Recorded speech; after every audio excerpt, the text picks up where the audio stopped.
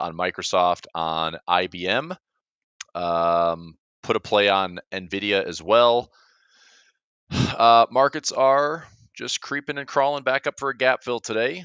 They did make a nice little run up through this high from yesterday. So this is an intraday high. We had the gap lower where the markets were caught off guard, blaming DeepSeek and whatnot. But really, it was more Japanese yen, a little bit of deleveraging. It's interesting. Like we had, the last maybe 30 days, you could see some transitioning away from Mag 7 and broadening it out a little bit. And then you look at today's heat map and you're going to see it pretty much all push right back into the Mag 7. So, I mean, we'll look at the advanced decline line here in a moment, but you have Amazon up, Meta up, Google up, Apple up, Broadcom, NVIDIA up, Microsoft, Oracle. I mean, a lot of tech plays on the comeback. We'll take a look at our major indexes. Market is up, S&P is up around 0.9%. NASDAQ's up 1.57%. That's QQQ. NDX up 1.63. Equal weighted up 0.4%. Equal weighted S&P down 0.4%. Dow is still up 1/3. Russell growth is back up on the rip. I was tempted to buy some shares of that yesterday, but I didn't. I'm looking to see if we pull back into the 222 to 220 area. Well, so be it. So anyway, markets, SPX, just a little bit within that all-time high. Let's have a look at our advanced decline line today. So we have only about 48% of stocks advancing, 48% declining, a lot of chop. New highs, not very many. We got 57% new highs today. We're back up to around 50%, about 51% of stocks above their 50-day moving average and 56% above their 200-day moving average. But the advanced decline line is essentially a wash.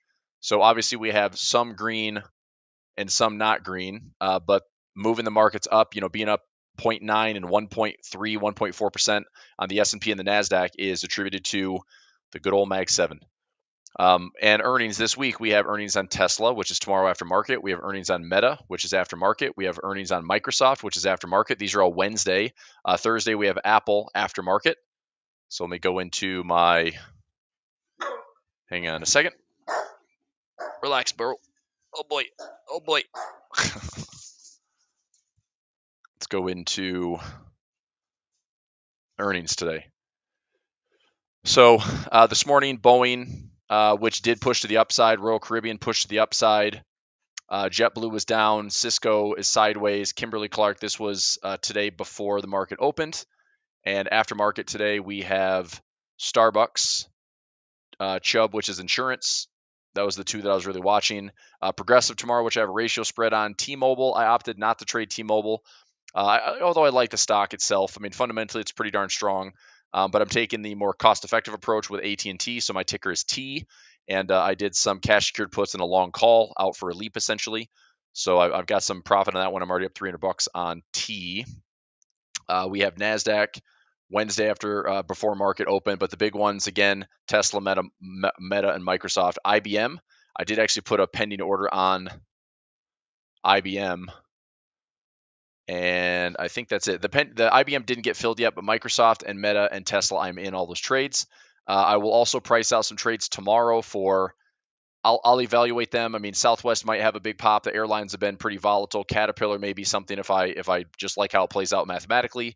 UPS is always an interesting one where it's also a good gauge for the consumer. Same thing with MasterCard and Visa, which is before market, after market. Apple's a big one after close on Thursday. Intel after market on Thursday. Baker Hughes in the energy space. You have ExxonMobil, Chevron in the energy space. Colgate, Palmolive for defensives. Phillips 66 for energy. Charter for telecom.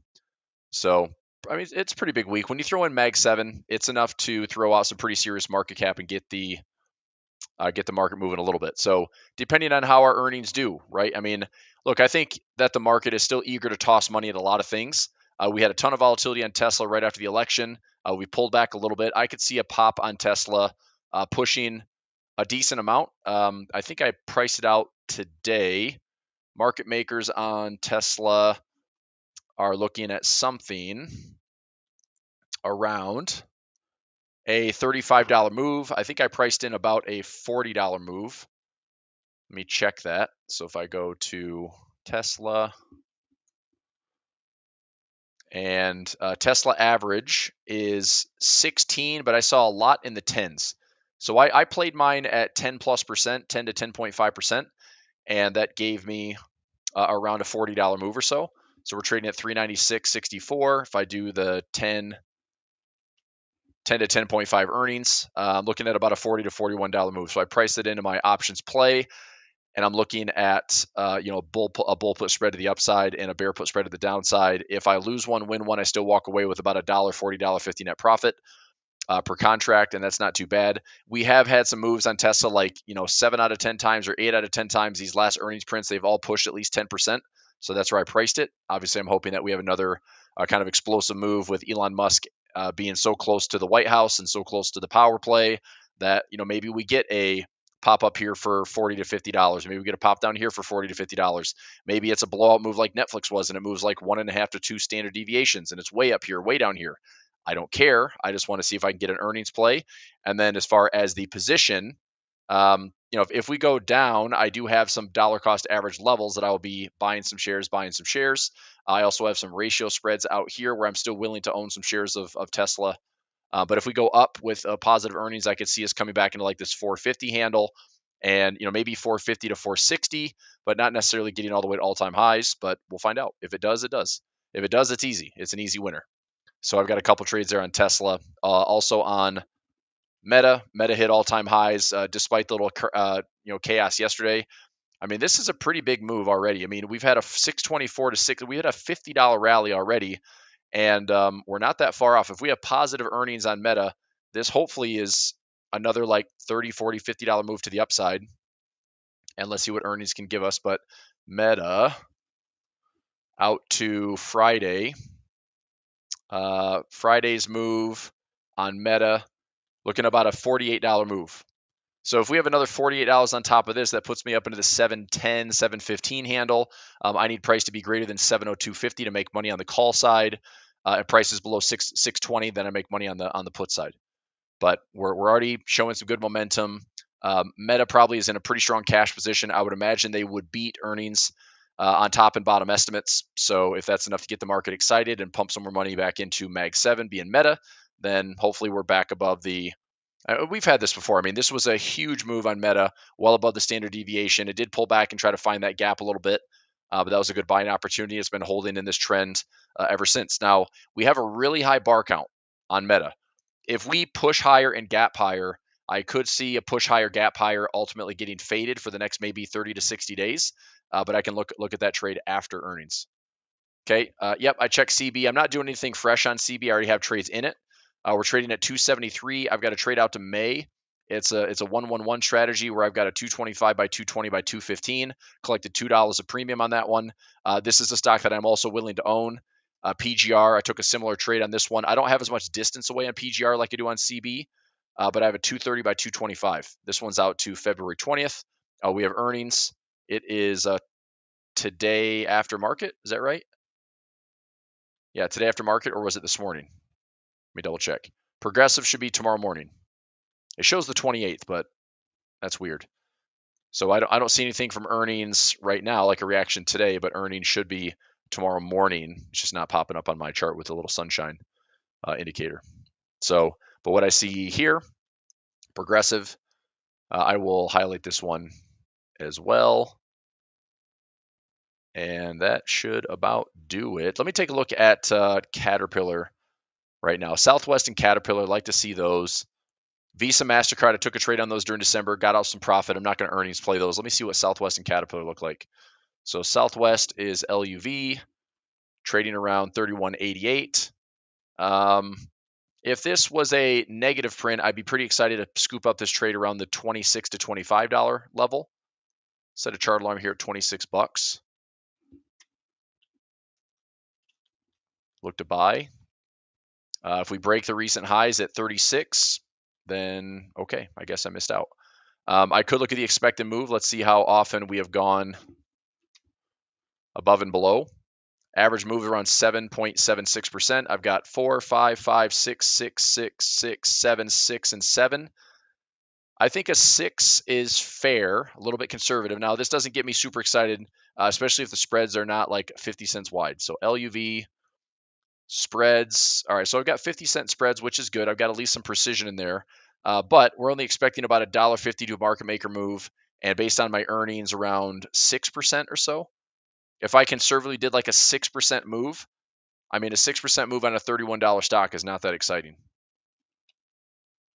So I'm looking at about $1.90 on earnings. I don't care how precise this move is. I mean, the only way I would consider trading this would be the cost effectiveness of, okay, trading at 31.89. If I buy the 32 and I buy the 32 and I sell, I mean, so right there, you can see what the premium is being charged, right? If I just did an at the money long strangle, I would have to pay $1.77 for a market maker move of $1.52. And what I'm conservatively calculating out to be about $1.91, right? What do I say about about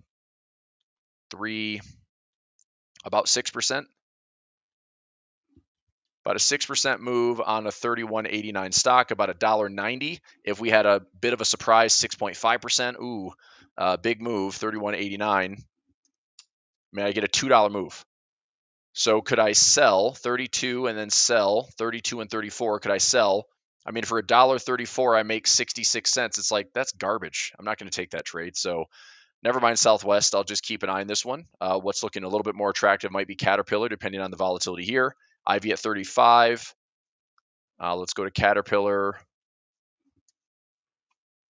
And we have about a 6% move. So 5, 7, 6 and change, 6 and change, 7, 6, 7, 7, 6. That's fair. I think 6.37 is the average. I'd say that's a fair percentage. Now, how many times do we at least get 6%? Post earnings. How many times do we at least get 6%? I'll go out 8 days. 6% we get at day 8. I'm just going to cross that one off because I don't like to wait that long. 6% at day 3. That one checks the box. This one checks the box. This one checks the box. This one checks the box. This one checks the box. This one does not. This one does day 3. 6 it does. And close. 5.82, 5.76, but not there. 1, 2, 3, 4, 5, 6, 7 out of 10 is not too shabby for at least a move of 6%. So let's take a look here and see. Number one, we have 250 spreads. We're looking at about a $17 move. Let me price out earnings. Let's see here. Let's go to earnings history. About 6.37. So 0.0637 times current price is Caterpillar trading at 390. So times 390.68. So I'm looking at about a 24.88 move based on past earnings history with an expected market maker move around $17. So if I can price this one out, it's fair. I'm looking at around a $24 move. Market maker's around 17. If I go, let's say 15, we're trading at 390. If I look at a 405, okay, a 405, I can make 250 on this trade to only pay 67 cents. It's not awful. Maybe cheaper. That's right at the expected move there. And then on the downside, if I went around, I said around 15 bucks, right? Yep. So let's go to 375. If I buy that, sell that. So for $1.10 to $1.15, I can still make profit on one side or the other if we at least hit an expected move. Let's see what the strike prices look like. So Caterpillar on the daily time frame. So I wonder, maybe there's not enough movement to say, okay, Caterpillar's on Thursday. If I take the trade out to Friday, that might not be enough time. I might have to take this out to the Feb 7, which I think I'd rather do if it's not too much more expensive. Let me see what a 405, try this trade here. If I go to 405 by 407.50 and a 375 by 372. So it cost me $1.30 basically to make $1.20. And I can lose one trade and win one trade. I don't have to wait all the way to profit. Obviously, I can try to get this thing for $1.30 debit, try to close it out like 225, 230, 240 credit. But I'm looking to see if price will go greater than 407, 407.50, and less than 372.50. So that's not too bad. I think this is fair. $20 market maker move. If we have an earnings play that pushes with some follow through, maybe we get there. I'll look for partial profit. I'm going to take this trade, see if I get filled for $1.30 or less. Let me try $1.25. $1.25 on Caterpillar. Not filling. Let's try $1.26. I'm going to try to get a little bit under the mid price if possible. I may or may not be able to take this trade, but $1.30 should be filled. I don't really want to take too much more than $1.30. Ideally, it'd be $1.25 or less. But let's see, $1.29, $1.30 final offer. Make me get the bid price. Come on, Caterpillar. $1.31. Not filling. All right, final offer, $1.32. Fudge it. Canceling the trade. Well, that sucks.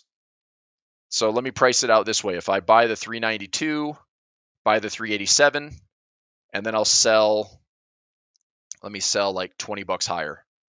20 bucks higher, 87 to 67. I don't like that trade either. So I'd have to pay $13 to basically make $20, which gives me a net 7 and change. If I peel this down a little bit, that's $17.50, $17.50. So I pay $11.70 to make 5. I don't love that. Nah. All right. Well, that sucks. Yeah, I don't like the trade. If I can get filled, I want to get filled, but I'm not going much higher than the mid price.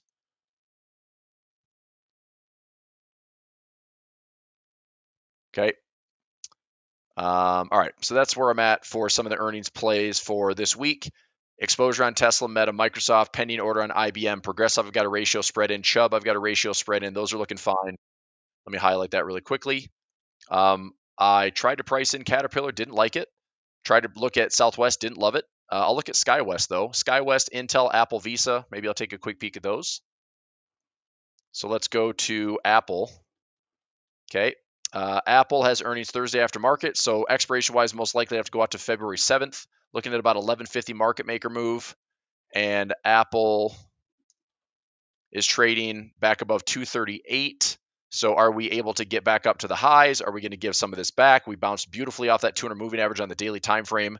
I looked at that as a really good buying opportunity, which is why you see my trades down here. So I have a ratio spread, the 205 by, or the 210 by 205 and the 195 by 190. Most likely I will not have any assignment. I already own some shares around the 160 handle, and I'm still holding those with covered calls at 225. So I've got a good chunk of profit lined up on Apple that I'll continue to kind of roll out and get some more premium on it and just kind of increase the profit potential. But the rest is just income trades. So March and April expirations with ratio spreads. We're right back in the middle, so it makes some sense going into earnings. Like, this is a coin flip. Are we going back up to highs? Are we coming back down to lows? Are we going to stay in between? It's just a big like volatility drain and a bunch of chop. I don't know, but I'll price it out and see what we have. Okay, Francois, doesn't matter. I'm not going to take the trade, so I don't have any expectations. What I will look at though is, do we have any big levels on Caterpillar? Right now, I would say to the upside, Caterpillar is likely looking more bullish than bearish. So I would look at, like, price moving from 390 to 400. I could see, yeah, I mean, I could see that happening. So maybe actually it might be more cost effective on this if I go Caterpillar, go out to Friday. If I buy a 392.50 by 395, I pay $1.23 to make $1.27. This one is a little bit more reward to risk, but I pay $1.30 to make $1.20. I'm going to take this trade. I'm going to put this in for my double up alerts. So 390 by 392.50, I pay $1.30. If I want to go one strike out of the money, I pay a little bit less, but to me it's worth. If price doesn't go anywhere, I can still make money on this trade. I need price to basically move up about $1.12 as opposed to moving up, $3.80. So I'm going to take this trade here for less than $1.30. Let me see if I can get in here for $1.27. $1.27. Come on, cat. Be freaking liquid, would you? $1.28, not filling. I don't want to take more than $1.30 again. Like, come on. $1.29. Okay, I'm going to add that trade in.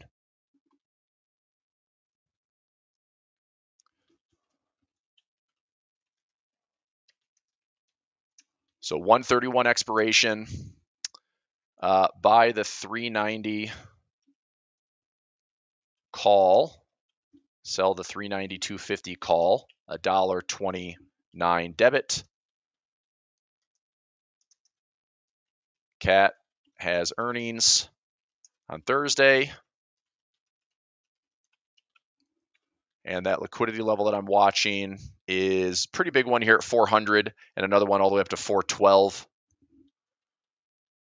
So 400 and 412.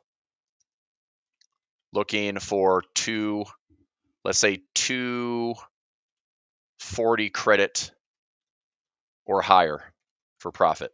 And then max credit equals 250. So that trade is going to get posted. I'll add this in. So 57 cat, today's the 28th. 131 expiration. We're doing a buy 390, call, sell the 392, 50 call, got in for $1.29 debit. All right. LUV. Don't really love that one. I want to take a look at Apple. Apple had some pretty big flows today, and it's already rolling up into my market maker levels. So I'm going to stay out of Apple. That was a really good, I mean, you can't really do anything intraday outside of a Friday expiration, buy the short-term Apple call, and it works out. I mean, you got a $9 move today, which is heading right up into this big liquidity level at 240. But going into earnings on Thursday, I mean, I don't have anything else. So we either just have price up, price down, but market makers are probably satisfied with that level getting hit. They've properly hedged, and now it's either they look to defend or there's more of a liquidity hunt to the upside. I can price it out, though. I'm curious. I mean, we're going to have some catalyst on Apple, whether we're going higher or lower remains to be seen, but I'll move this down to fresh lows, and we'll go back up towards highs. So I'll get rid of that alert and post at the lows and the highs. Apple from this standpoint, let me check on an Intel. Got a couple more levels I'll take a look at. Intel at 1985. Market maker levels are back and forth between, it's pretty equal on this one. I wouldn't trade Intel unless I will actually look at this stock on Thursday. It would be Friday morning, because if we are on Intel and this thing comes down to about $18, I'm going to look to get a bull put spread or bull call spread off of that. I think that's a good way to defend it, looking around $18. If we go to the upside, then 2050 to 22 looking like some defense levels. But in the middle, it's like there's no trade there. There's not going to be enough premium on like an iron condor or a strangle, especially if we have more than expected moves. You just get stuck in terrible trades that way. So I'm just going to wait. If this was no direction here, all upside, then I'd be long, similar to what I saw in Caterpillar. We go to Visa, MasterCard. MasterCard, same type of thing. Today gravitating towards, I mean, that's a pretty big level there, around 555. Visa, interesting. Maybe around 330. I'm not taking this one directionally though. We've already had a pretty wild run on those. So if you look at Visa, I mean, I feel lucky that I grabbed a bear call spread where I bought a put and I sold a put, and I think I paid $1.95 and I closed it out for $3.75. I didn't take the full profit. It would have been close, but I don't know. I think I put that expiration out to like 12/31. So I took a majority of the profit there, but man, what a crazy rip that's been since. So let me have a look here. I got to add in a meeting.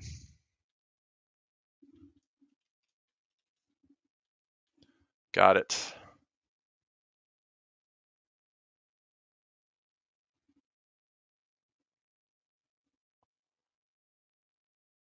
Okay. Visa up, MasterCard back up towards the highs and actually blew through them. That was the bear call spread that I took profit on. And now we're up to all-time highs again on MasterCard and Visa. AXP for American Express, same thing. Recently hit all-time highs. We didn't go throughout. I looked at this earnings play last week when it reported. Did we get to 338? Nope. Did we get to 298? Nope, not even close. We stayed right in the middle. So that's the only potential downfall with earnings. And it depends on your strategy, right? Some traders like to sell premium on earnings and see if it stays in a contained move. I tend to think that directionally, you're more often getting surprises in earnings plays than you are not. So I tend to trade like cost effectively, looking for, if there's a probable $20 move and I only have to pay like $10 or $11 for that move, I'll take that trade. Where I do like the out of the money spreads and I pay way less and I can usually return, higher reward than risk. That's a pretty cost effective way to trade it with no assignment risk. Okay, cool.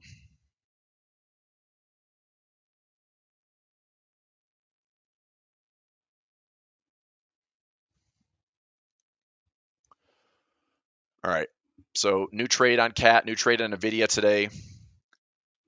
And let's see what else. Other earnings. I want to price out. So Apple, I'm kind of over it. Let's look at Intel. Didn't love it. MasterCard didn't love it.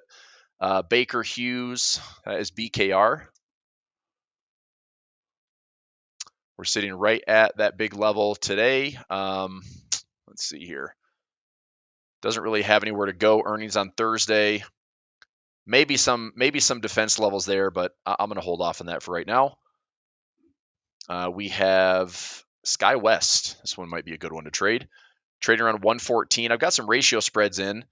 We are running to some market maker levels around this 115 to 120 handle. This one I'll probably just look at after earnings, because if we go up after, let me check this out. If we go up after earnings, I'll probably look to fade that. If we go down, then I'll probably look to buy it. I already have some ratio spreads in where I would own this around like $85. I think this one is a bit overvalued, but if I take a look at fundamentally for SkyWest right there, it's not super expensive. 18 price to earnings, not awful compared to its peers. Fair value, way the heck higher. And compared to pure average 15, it's at 18. But we got Alaska Air at 22. We've got American Airlines at 13.4. JetBlue, who knows where the heck that is? That price to earnings is probably terrible because they suck so bad. I say that because I own their shares.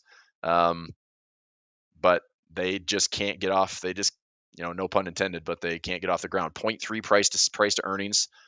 No fair value attached to it. They kept having that. Was it JetBlue and Spirit? Was that the merger that kept failing? Right, like that was the big talk, is like JetBlue and Spirit are going to merge, and stocks were pumping up a little bit, and then both of them just went into the toilet. So anyway, I still have some shares, and I'll sit on them a little bit longer. I guess there's nothing else to do other than see if they pop at some point. But anyway, that's that. And then let's go to ExxonMobil. XOM at 108. Pretty good play in the middle. So in the middle, back down to support or back at resistance, we're trading at 108. Let's see what this one prices out to look like. If there's any type of liquidity level, I'll watch that as well. I see a big level. Ooh, that's not bad. That is not bad. I don't think it's enough to take the trade, though. Earnings is a bit of a coin flip, but I could see earnings being positive. My concern is that, energy related, oil was up and then oil has dropped aggressively. So I don't know if their, guidance and transcripts is going to be somewhat negative. I see this getting up to like 112 or higher. I can price out and see what the move would be. Obviously, a $3 or $4 move is not that exciting, but to the downside at 105. It's Friday as well, so I mean it's coming out before market on Friday. What I could look at could be either we go down, I look to buy that for a gap fill, or we pop up here, and I don't know. It's not awful, but I think if this was a little bit more faint, if this was less pronounced on the downside, then I would be likely taking that trade up into 111 or 112. But I do want to price it out really quickly. Chevron next on mobile, so CVX, same thing. Dude, I just put you down. What are you doing? CVX is pretty evenly distributed, so I'll definitely stay out of that one. XOM, go back to this for a moment.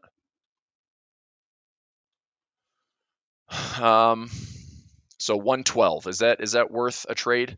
It's doable. I mean, XOM. Let's go to Friday expiration. That's a little gutsy. We expect the move to be about $2.51 if I buy and sell 50 cents to make 50 cents. If we get up to that strike price around 112, it's outside the expected move. I mean, we're trading at 108. That's a $4 move on a 250 expected move. So I don't know. I don't think that's just not enough movement. I'm going to pass. It's Friday. I'm going to pass. Phillips 66. What's that one? PSX. This one, a little bit more volatile, but not much. Just under $4 move. Let's have a look at the stock here. Yeah, I mean, a bit of a corrective looks like a lot of correction going on here. I don't know if this is time to like jump into a lot of energy plays. So speaking of energy, I do have some exposure on XLE, which hasn't turned back a ton. So, I mean, I've got the March 31st, 83, 82, 81. Just did some cash secured puts. I'm willing to own the sector. I think this is a good diversifier to have this year. Whether or not we're doing, AI play, if it's AI energy and it's utilities and it's wind, it's solar, it's nuclear, it's whatever. If it's oil, okay, fine. But if it's other stuff, I mean, you're still going to have XLE sector hopefully doing well with some type of infrastructure play where things are being built out to, improve the energy grid. I mean, you're looking at basically anybody in AI is like the U.S. needs to unleash energy in order to build AI and be a leader in the industry. Blah blah blah. Maybe it happens, maybe it doesn't. But XLE is a good diversifier. Correlation wise, it's lower beta than the S&P, and it's like 0.2 or 0.3% correlated. So very, very low correlation, which I'm happy to have that in the portfolio. All right, I think that wraps it up for earnings. So we'll see what happens tomorrow. Progressive in the morning, Tesla, Meta, Microsoft, IBM, and that's about it for right now. And then Thursday, I don't really like anything. UPS, actually forgot UPS. UPS has had a pretty nasty spill. Right back into really good resistance, though. Let me see if I missed directionally that little pop to the upside. So UPS is not awful. Not awful. I wonder. I mean, looking at this stock, though, it's like, do I think this has what it takes to get up to, let me look at the price here, $140? We're trading at 135. Can we get to 140? I mean, we've had positive earnings, but man, this stock just doesn't do well. Positive earnings, even here, it's like, okay, let's zoom in on earnings. So earnings didn't do anything. Earnings fell. Earnings rallied a little bit, but not much. Earnings fell. Earnings fell. Earnings up a little bit. Like, I don't love it. So I don't know. I'm pretty picky when it comes to trading earnings. I want like a high volatility play, one that is maybe prone to go past the expected move. IV is pretty high, which is good. Like, would I take? I mean, FDX is probably better positioned than UPS, but I guess my question here is, if we go back to March 2020, that's COVID, could I own some UPS around like $95 or $85? IV's high enough that maybe I could. I'd have to go out to probably April or May for this trade, but I could put a ratio spread on if the premiums are decent. So if I went to April, that's out 79 days. Premiums are absolutely garbage. So never mind. If the premiums were better at like what strike did I say? If we came down to COVID lows around $90, I would do something there, but $90 offers like a zero bid. So that's not going to work. Never mind. FDX, way more expensive. Probably looking better from the trend perspective. FDX is way different than UPS. We have earnings on this one into March. That's way out there. So anything on FDX? Not really. Okay. So that's kind of it. I mean, I'm kind of tapped out for earnings right now. I don't really like the other plays, so I'll stick to my guns with some exposure on Chubb, Progressive, Tesla, Meta, Microsoft, pending order on IBM. I have some trades on SkyWest as well. Visa, MasterCard I got out of. Intel I didn't really like. I think Intel has some promise, has some potential. The bull call spread's been profitable already. Man, it's like I would like to think that Intel has the ability to be a good stock medium term. But the only issue that I don't love is this. So it's not awesome from the snowflake analysis side. Earnings forecast to grow, that's fine. Doesn't really detect any risks, but it doesn't check all the boxes. I'd like to see a little bit more green on here, kind of a more broad, broad value play, no dividends, financially healthy is minor. Past performance is pretty crappy. Future performance looks okay, and value is there. But maybe the best way to trade this one would be like look at that. Fair value says $1. What is up with that? Right? Pure average. I mean, it's traded 1.6 with a pure average compared to Analog Devices, Texas Instruments, Marvel Technology, Micron. I mean, you got to wonder, like, maybe the semiconductor space, maybe Intel is a little bit safer if SMH is going to look better. Maybe that's the easier play. Is we've got to see some resiliency in SMH in order for an Intel to look a little bit better.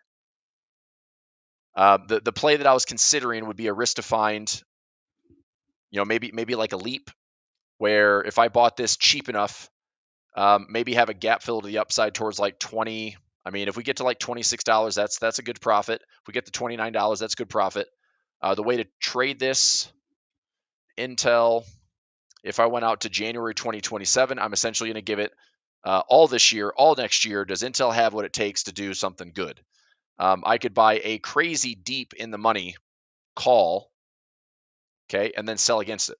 So if I bought like a $3 call and I pay $17.35 for it, my break even is going to be around $20,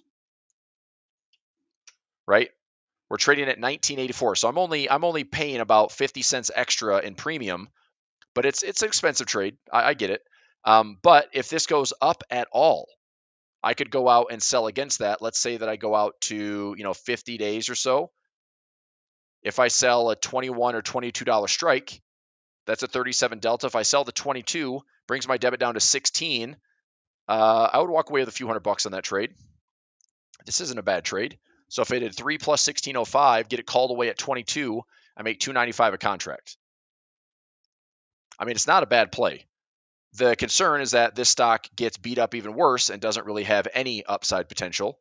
But we're going back into 02 levels and 08 levels. So could it come back and be $14, $15? It can. Could it stop here and go up? It can. I mean, so I've got to be prepared, right? I've got to be prepared. Like if this is going to go lower, I've got to give myself enough time in the trade to maybe take one contract here and another one contract lower and play the game that way. Maybe I'm willing to put in a little bit more exposure to it. So maybe taking a one contract trade is fine. Make a few $100 if I'm right. If it comes down lower, then I will give myself hopefully enough time in the trade to turn it profitable. And also I can sell against it and lower my debit even further. So I don't mind this trade actually. So I think I'm going to I can at least get $1 here at the 22. I don't mind this trade. So I'm going to go out 3 by 22, 3 by 22, and hopefully get into this thing for like 16, 15 or less. So let's try 16. I'll try the mid price at 16.13. One contract is fine. Let me go. What's my max loss here? $1,600.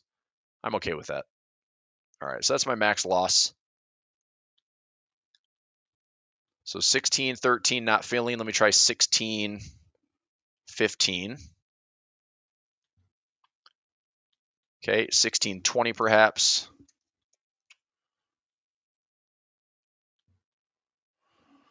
$16.25. Don't let me chase this. Come on. $16.25 is right at the mid. You sons of bees. Now it's $16.08 mid. Come on, man. $16.26. Filled to $16.26. All right, it's not bad. I'm going to take this trade. So $16.26. Try to get filled on all my accounts here. Filled. Filled. Filled.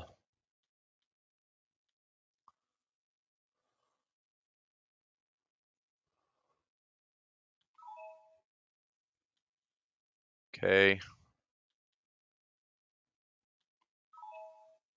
5-1. This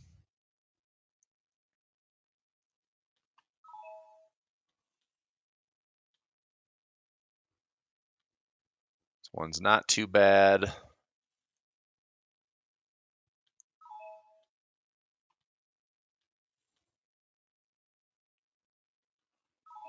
Okay, I'm going to get that into my tracker here. So that is, keep going down, that is INTC. INTC, it's a diagonal spread. I'm doing the 1/15/27 expiration, $3 long call, and the 3/21 expiration, which is this near term, March 21st, $22 sell call. Cost me $16.26 debit. Break-even price would be if Intel is at 1926, and if it gets called away at 22, I make 274 a contract. So it's a little income trade. If it goes down, then I'll just keep selling against it, trying to lower the cost basis a little bit further. Okay, so Intel does have earnings Thursday. If price drops a little bit, I'd be willing to take another stab at this trade at the $14 to $15 area. So I'm going to set a chart alarm around 15 bucks and just give it some time. But I'd be happy. You know, I'm taking the trade. I'm going out 2 years, but realistically, I'm going out 2 years for my long exposure. But I'm selling against it like every 60 to 90 days. Okay. So based on this, technically, I like this trade. The question is as enticing as it is to say, okay, this is the bottom. Well, that might not be the bottom. So I'm giving myself time. If it goes up from here because we're coming back into these, I mean, look, these are pretty much crisis levels. Like .com bubble to 2008 great financial crisis, lower than our lows in COVID, right? I mean, look at this thing during COVID, right? It's like this was our COVID trade in Intel, and it somehow dropped. So Intel has not really participated in this semiconductor hype and this AI play, and I'm surprised. Now, they might be, lagging behind NVIDIA. They might be years behind, but if they have any competitive, uh, you know, moxie, they're going to try to do something to play in this space. So hopefully they can and will. And, maybe this thing goes back up to like 25 or 30 bucks and I make a few dollars. That's all I'm after. But the trade for me really is this. If we get back above $23 to the upside, then that's my profit. Actually $22. So if we're above 22 bucks, I'm going to get called away on my sell side, and I want to make sure that I exercise my long with that so I can get them off the table. But I make about just under $3 contract. Okay. All right. So that's a new trade on Intel. Not bad. Not bad.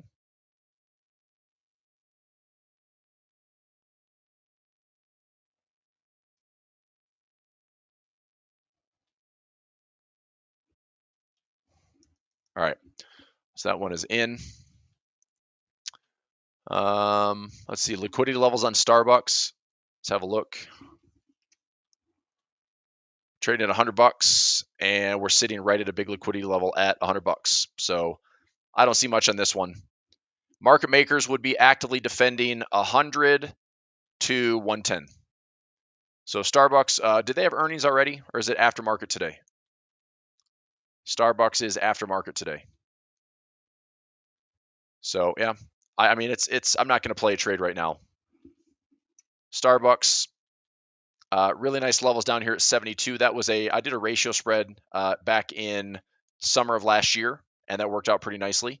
I was willing to own the shares, but didn't have to. So where do we go? I mean up or down, but liquidity levels for the short term, it's pretty much sitting at 100, which is my biggest level. So if it somehow pops up to like the 107 to 110 level, that's probably going to cap the move. If we go to the downside, I'd be interested in a higher IV and maybe looking at a ratio spread back on the low 70s. So if anybody is asking questions about this stuff, this software that I look at here, this is Dynamic Trend. I've got that Discord link in my affiliate discounts. They've got a pretty good annual sale with my promo code. It saves you like $1,700 or $700, something like that. So it's a pretty good deal if you want to look at volume, liquidity levels, build some option trades, craft your risk graphs and things like that. So I like it. You can plug it in right to your broker platform if you want to. I think they work with Tradier, TradeStation, and possibly a Thinkorswim broker as well, or that might be coming. But they have like a few brokers that they work with. They can plug right in. Otherwise, you can just get a data feed for it and get some real time data. But that is Dynamic Trend, and that's in my Discord affiliate discount section. So here is right there. So there's $700 off on my link. If you want QuoteStream Media, which is an aggregate feed, or TradeStation, Tradier, those are direct broker connections. Okay, so you can check that out on my Discord and click on those links if you're interested. Cool beans. All right. So no trade on Starbucks. Earnings coming out after market. What else is coming out after market today? Chubb, maybe. I'll watch that one after market as well. Let's take a look at some currencies. Okay, market's been a bit on the crazy side. Dollar today is up. So dollar today is up. I hope the dollar keeps falling a little bit lower. I really do, for the fact that I'd like to see the dollar and the 10-year yield go lower. So if the US dollar falls, okay, if the dollar falls, I still think a 106 or 105.50 is really strong support. I look for a buy opportunity on the dollar. There may not be a big trend here, but even coming down into some support, we go back into resistance, we could see a lot of indecision on the dollar. Dollar gets more painful if it goes higher. In here, the dollar can kind of stay range bound and not cause a lot of disruption in the markets. We don't really, tank the equities market. We don't see the yields going crazy. But this would be the spot that I'd be watching the closest on the dollar. Okay. Appreciate that, Papa John. Yeah, let's get some more thumbs up on this video today. So dollar is up a little bit today. Oil, right around that 200 moving average. Oil, your guess is as good as mine. There's clearly support. There's recent highs. Trump has been pretty vocal about driving energy prices lower. I think if he gets what he wants, then I wouldn't really touch oil. I wouldn't be long or short. I'm just going to stay out of it for right now. I'm still long on natural gas, which is getting its butt kicked. But this trade is also out to January 2027. So this is a bit of an inflationary play and a hedge. There's my trade on UNG. So my $23 call out to April, I might be able to collect most of that credit from it right now. In fact, let me see what that's trading for. If I go to UNG, right now my call is around 68% profit already. And if it gets up into the 90s, I'll just go ahead and take the profit and then do another sell against it. So I got into the trade for about 70 cents, and right now it's trading around 26 cents. So if I get down to, if I get like 85 to 90% of the max profit here, I'll just take it off and I'll just issue another trade. So that's how I manage stuff like that. But this one's out to January 2027. Gold, is gold going to be able to break the highs? Maybe. If gold breaks the highs, it's going to get a little bit more exciting, but that's probably also not a great sign for risk appetite either. It really isn't. So, I mean, same thing with gold. We might hit this high, get a topping pattern, range trade, and it's going to be a trader's market. I keep saying that. I'll probably have to repeat myself a lot this year because we're probably going to have that type of environment where we're not going to have blowout trends and blowout breakouts. It's just going to be a lot of this and a lot of broadening patterns and a lot of highs and lows and a lot of chop. But we got to figure out, are we interested in selling high or buying low? Obviously, for the stock market or certain trades, I'm looking to buy low. But I just don't want to sit here and chase all-time highs because I don't know if we're going to have that much momentum. So I think gold with a high bar count, I'd like to still see a pullback into equal lows of the 200 moving average or find some trend line support. I mean, look at all this support. Lots of support in here. It's right around the 200 moving average. So if we find support, then I'm way more interested in going long gold. If we break and go higher, fine. I'll enjoy the melt up like everyone else. But I'm not buying a ton at these levels. I've been scaling in since this breakout and adding more, adding to that breakout, waiting. I'm waiting. But gold still looks postured, very bullish. Can't deny it. Okay.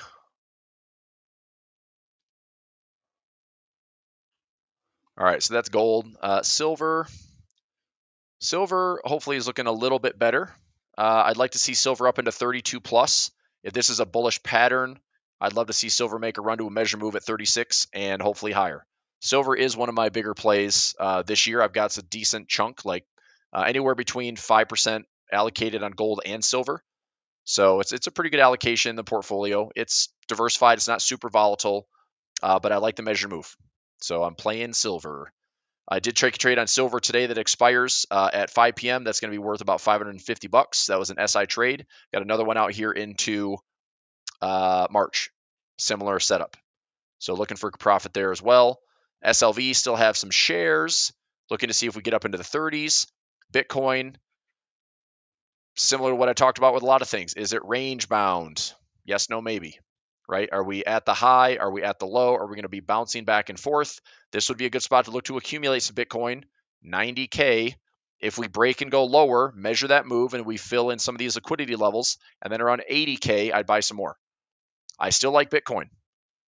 It is still risk off. It's still risk on, risk off trading. It's not as correlated as it once was, because there's clearly been like a massive amount of inflows into it since the inception of those ETFs, but it's still very much sentiment driven. If we have risk appetite, Bitcoin's going to be fine. I don't think Bitcoin stands alone as like, oh, the S&P's down, the Nasdaq is down, the Dow's down, the Russell's down, Bitcoin's up. I don't think it happens that way. So I want to be careful, but I think be patient. I think we can come back into the same level and look at a retest of, same lows and offer some support. I like that opportunity to get repositioned. So I'll probably throw some more in there. If we come back lower, then same thing, probably area 1, area 2 on Bitcoin to buy some more. BITO, I just have I own some shares. I got rid of my diagonal spreads, took out my long calls. IBIT credit spreads, have some exposure, have a collar trade on it right now. FBTC, I close out those positions at the end of the year. BTC, MSTR, I still have a break even with a collar trade called away at 310. So I've got the 310 by 240 out to March. If it gets called away, I'm making around $30 a share, which isn't bad. Hopefully it's there. I don't know how much MSTR I'm going to be trading for the year, but I would think if we're high, low, lower, high, lower, low, I'm still going to work my cost basis down. I'd like to make, as much income. I'm not going to say like speculation trade here. If I own the shares, I sell a call, I buy a put. If price goes down, I make money because I'm protecting it. So I'm lowering my cost basis. Price goes up, it gets called away, and I cash it in.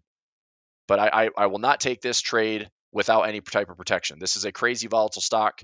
There is going to be earnings on this as well coming out into early February, which will be next week. I do wonder, does this pop up on, like this type of earnings whispers? Is MicroStrategy even big enough? It should be. My gosh, it's a crazy volatile stock, and it's like 3 times the volatility of Bitcoin. So I'd be looking to see when this pops up on a earnings scanner.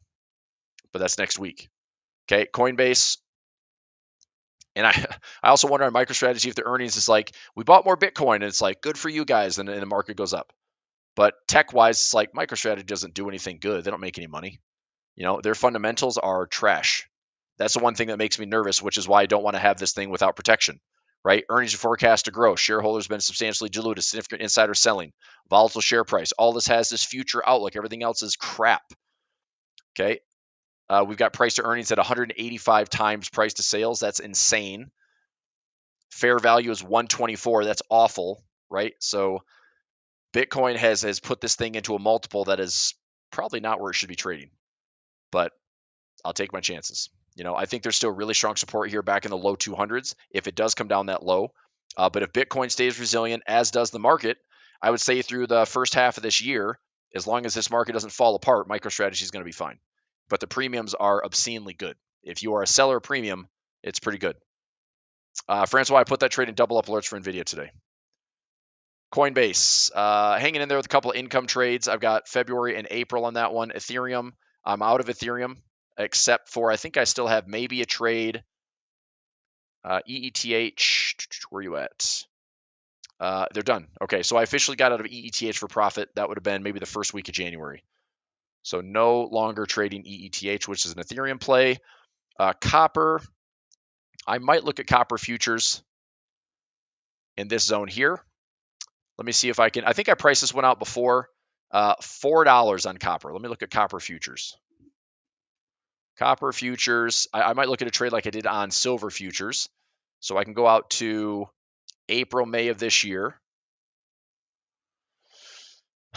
So could I do something in a buy, sell, sell? It's a lot of buying power. Could I go down? Obviously, I want to get rid of some of that max risk. So could I go way down here to like 350? That's not bad. It's a big risk, though. I think this is why I didn't take the trade before, is the max loss is like really steep.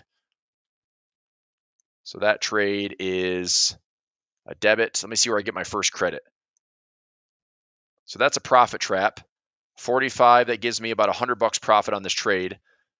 77% chance of profit, though. That's not that great. Okay. Delta-wise, mechanically, that's still pretty good. Let me move this one down a little bit further. Debit, debit, debit. Max loss. I mean, the loss is getting bigger. That's a little bit better. I mean, man, just the loss is too big. 86% chance of profit. It's, I don't know, too big of a loss. I think I'll look at copper down here. If copper is down at this area, I'm gonna look for it to bounce. I'll just trade it when it's much closer to the money. So I'm gonna see, do we get to 4001 or 401? Let me go to 401. So 401, and then look to buy. I just put on an option trade. Let me go 4015. Let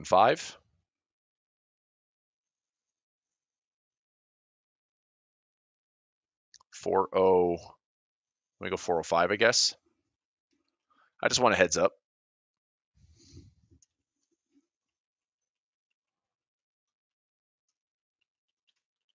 Okay, 4.05. There we go. So a little bit off of these lows. A little bit off the low, a little bit off the low.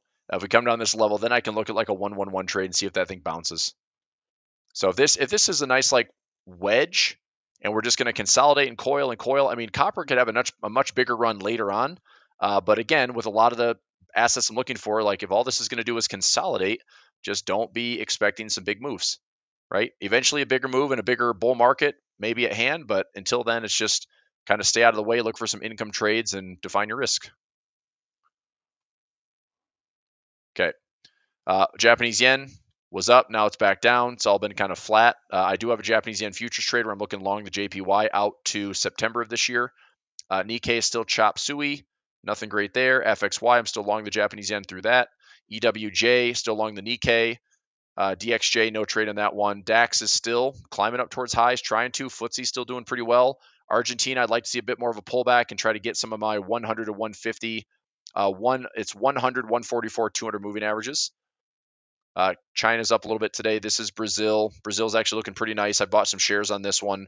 I'm just going to hang in there and see what it does. Apple earnings tomorrow. Amazon earnings on February 6th, which is going to be next Thursday. So we've got some more Mag 7 next week. Amazon sitting at all-time highs.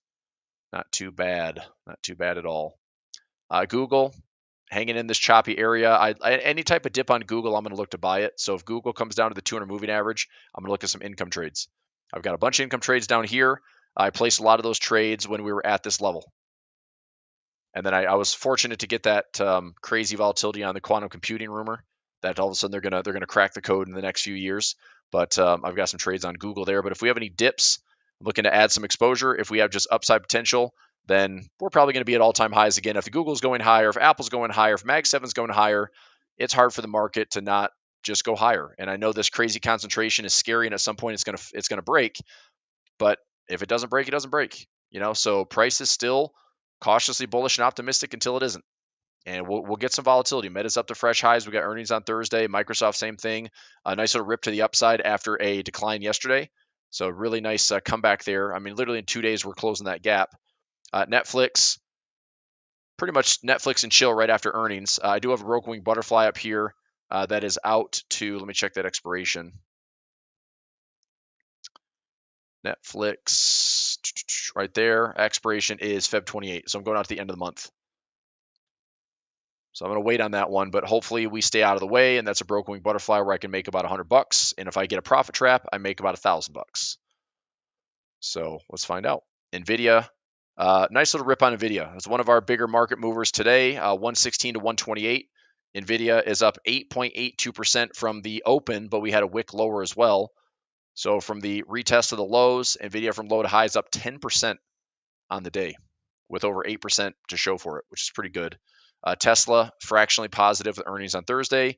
Berkshire coming snapping right back to those upside levels. Berkshire probably looks like this. A lot of range trading. So if it comes back down to lows, I'll place more trades like this. If it goes back up to highs, awesome. I'll just make money here. I'm not that interested in doing anything with it outside of finding the 200 moving average. Okay. Bonds, a little bit more green across the board. Funds rate, we know the Fed cut rates, 3-year, 2-year, 10-year. 10-year is only at 0.13%. I like red on the 10-year. I'd like to see if the 10-year can go down. If the 10-year goes down, does the US dollar go with it? If this goes down, does DXY go with it? Maybe. Hope so. Let's find out. Okay, a bunch of future stuff here. Currencies, some other stocks, advanced decline line, sectors. It's fine. All right, let me take a quick peek at currency strength today, then I'll let you go. I got a meeting in about 30 minutes. So dollar strength today, dollar CAD, Swiss on top. Here's yesterday's crazy move, JPY and Swiss on top.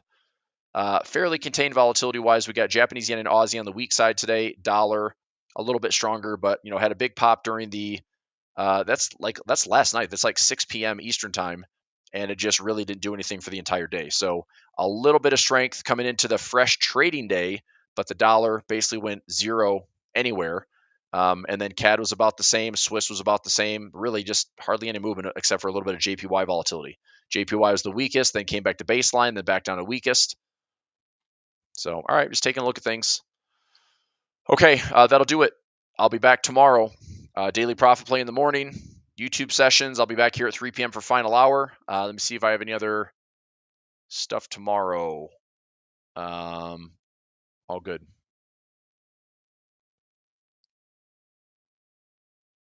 Okay, so thanks for being here. If you're watching this thing live, if you're watching this on youtube.com/financial wars, kindly click the thumbs up button. If you like this content, subscribe to the channel.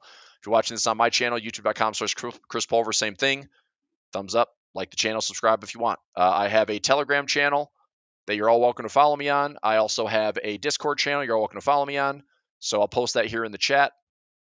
So Chris Pulver, free Telegram. There you go. So this is Chris Pulver Trading Telegram. There we go. And then my Discord channel as well. Invite. And we'll give this a 1-day expiration. So coming in hot. Chris Pulver Trading Discord. There you go. Okay. All right. So far, so good. Tomorrow we have earnings. It's Mag 7 aftermarket. We've got the Fed and the FOMC in the afternoon at 2 p.m. press conference 2:30. What they say, see if the market reacts to it. I would imagine that prices are going to be relatively calm in the morning, or at least really choppy, but we might have some sticky implied volatility because everything is based around the Fed. But if we get our trades in, reasonable like we would in daily profit play, then I'm looking to see if we can grab our profits in the next, 30, 60 minutes of the open. But this would be tomorrow's move. It's expected to be a pause. No major disruptions there. Probabilities, I'm not seeing a lot of shifting outside of now the market's looking at a slightly higher probability of cutting rates in October. So again, this is all the fun stuff about watching the Fed as they freaking change their ideas and the market prices and different things, but this is a nice way to watch it. So June, expected to be a 25 basis points cut, and now October, slightly higher probability. It's not a great probability, but we have a pause at 30% or another cut at 33%. Now, if that happens, cool. So we have one cut here and a second cut here for the year, but then nothing until basically December of 2026. So that is a long ways out between cuts. But that's what the market's anticipating. So we'll see what the language is tomorrow afternoon. I probably will have an FOMC session before I run into my final hour at 3 p.m. after maybe the press conference wraps up around 3 p.m. But I'll come in live and do my final hour. But I'm curious what Powell says, and we'll see what the market does reaction-wise. Okay, so all right, that'll do it. I'll see you tomorrow. Thanks for being here. Bye. See ya.